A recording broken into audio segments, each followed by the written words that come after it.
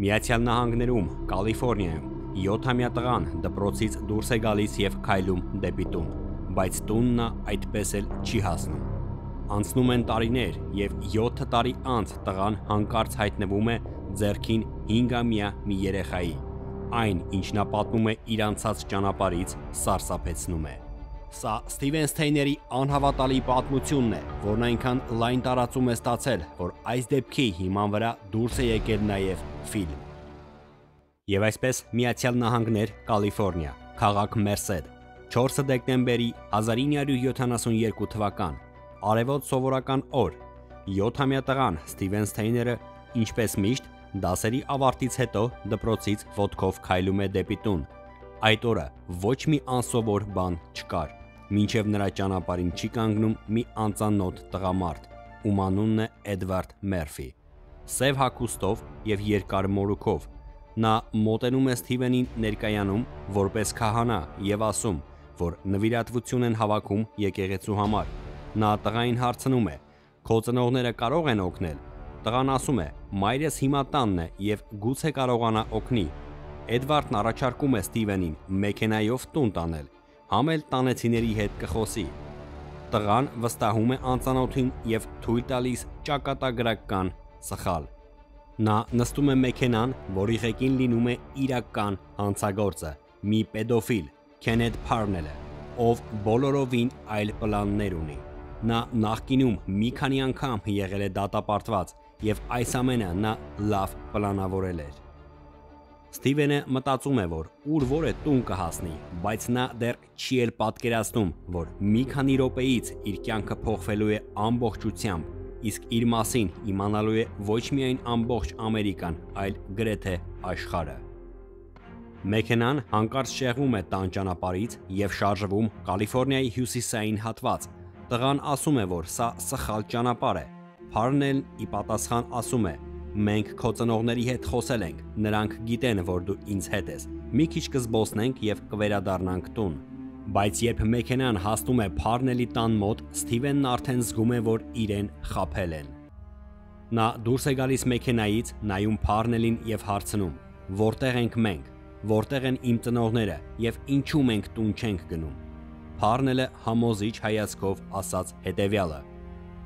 «Քո ծնողները հրաժարվել են քեզանից, նրանք այլևս չեն ուզում քեզ պահել, սա օրինական է եւ նրանք տեղյակ են եւ ուզում են, որ դու ինձ հետ լինես, նրանք քեզ այլևս չեն փնտրում»։ Սկզբում Սթիվենը ոչ մի կերպ չէր հավատում Փարնելի խոսքերին, նա վստահ էր, ծնողները չեն կարող իրեն մոռացած լինել։ Բայց կեղծավոր Փարնելը օրեցօր ավելի ազդեցիկ կրկնում էր նույնը. «Քո ծնողները հրաժարվել են քեզանից»։ Այդ ժամանակահատվածում ամբողջ Կալիֆոռնիա նահանգը որոնում էր տղային։ Փարնելը նրան չէր թողնում հեռուստացույց դիտել կամ որևէ ամսագիր կարդալ, որ հանկարծ չտեսնի, որ բոլորը իրեն փնտրում են։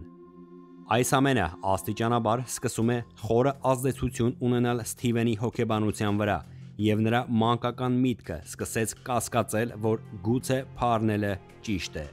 Փարնելը փոխում է նաև Սթիվենի անունն ու ազգանունը, կոչելով նրան Դենիս Փարնել։ Անցնում են ամիսներ, եւ Սթիվենը իրոք սկսում է հավատալ, որ իր ծնողները իսկապես հրաժարվել են իրենից։ Նա ընդունեց նորանունը Դենիս Փարնել եւ սկսեց ապրել այդ կերպ։ Որոշ ժամանակ անց Փարնելը նրան ընդունեց տեղի դպրոցում նոր անունով՝ Դենիս Փարնել։ Տղան միայնակ ազատ գնում գալիս էր դպրոց։ Նա ազատ կարող էր շրջել քաղաքում առանց ուղեկցության։ Սթիվենը չէր փախչում ոչ թե որովհետև չէր կարող, այլ որովհետև հավատացել էր Փարնելին, եւ հենց այդ հոգեբանական կապանքն էր իրականում ամենասարսափելին։ Բայց չնայած արտաքին ազատությանը, պեդոֆիլ Փարնելը բռնություն էր գործադրում տղայի վրա եւ ստիպողաբար դարձնում հարաբերության զոհ։ Եվ այսպես բռնության եւ կեղծիքի մթնոլորտում անցնում են 7 ծանր ու երկար տարիներ։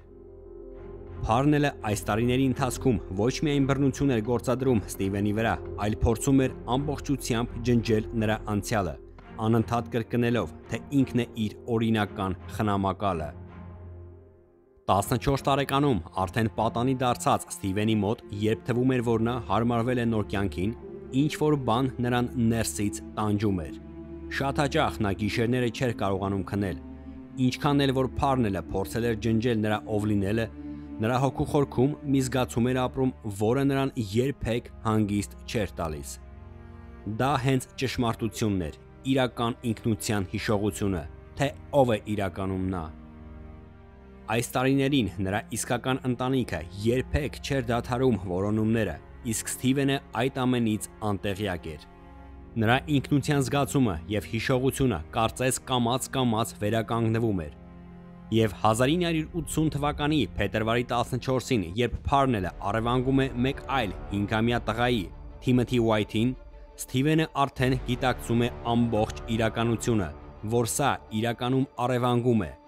Երբ նա նայում է 5-ամյա Թիմի աչքերին, տեսնում է իր անցյալը եւ հասկանում է, որ նույն դաժան ճակատագիրը սպասվում է նաեւ նրան, եւ Սթիվենը նման բան այլևս թույլ չի տա։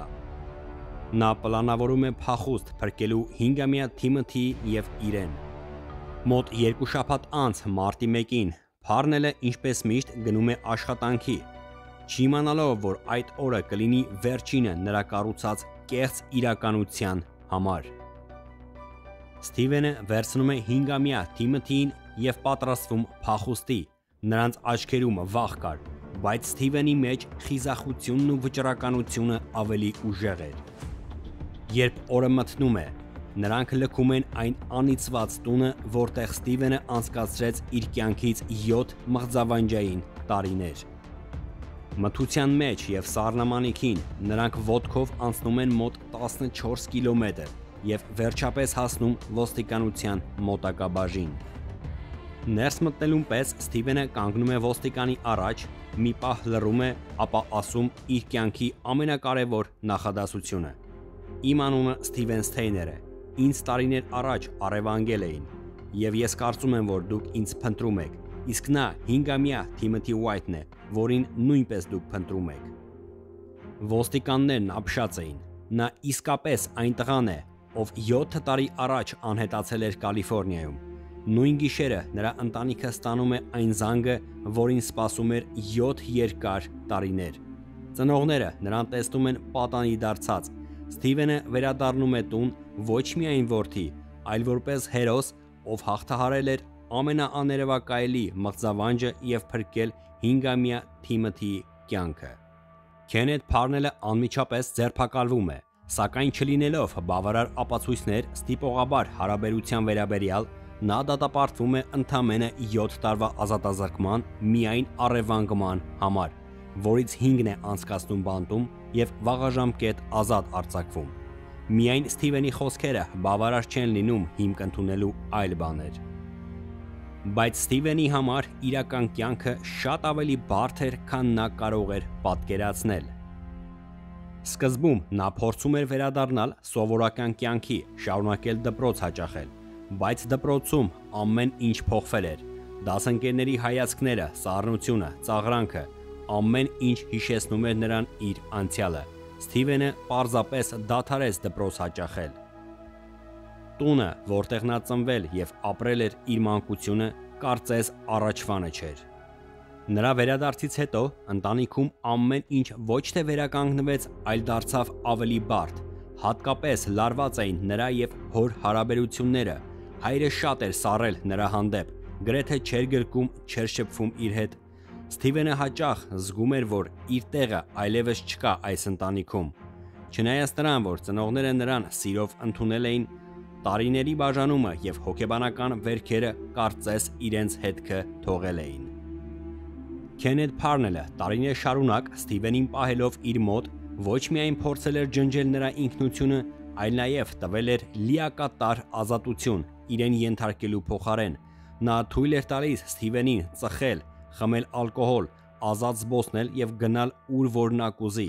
Եվ այս ամենը նրա մեջ ձևավորել էին, որ նա մեծահասակ է եւ ինքնուրույն։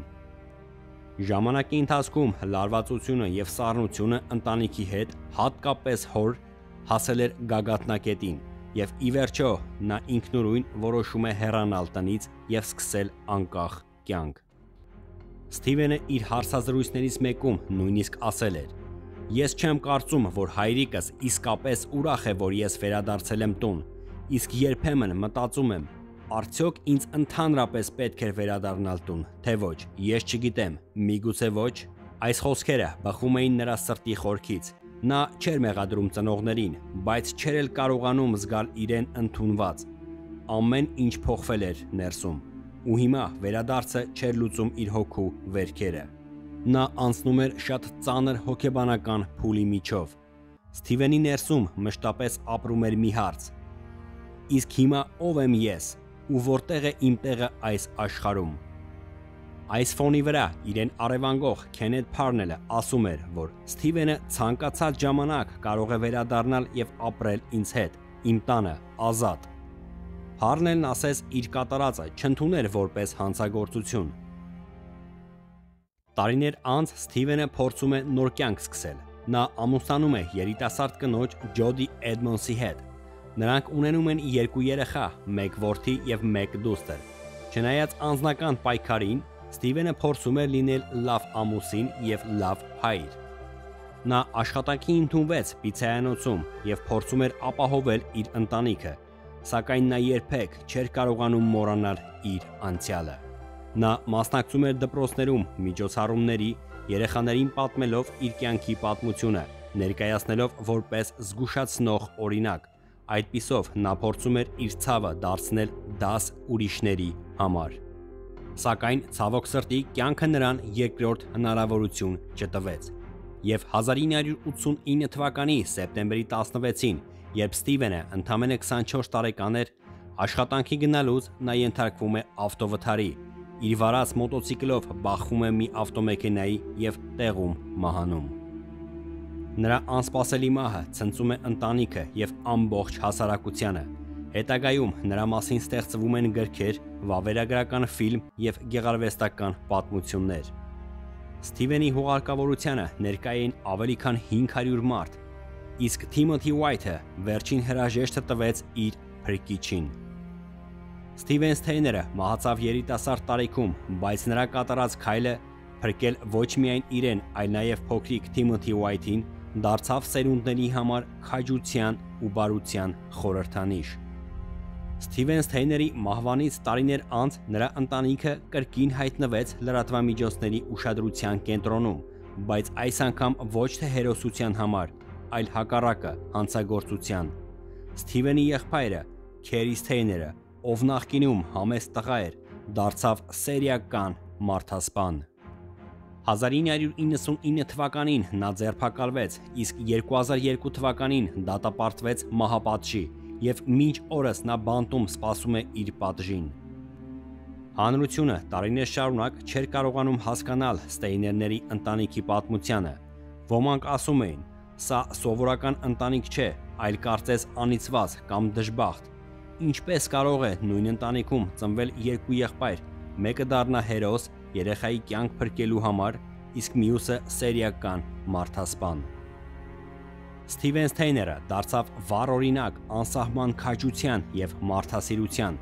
մինչդեռ եղբայրը Քերի Սթեյները սառը հիշեցում այն մասին, թե որքան խորը կարող են թաքնվել մարդկային հոգու մութ կողմերը։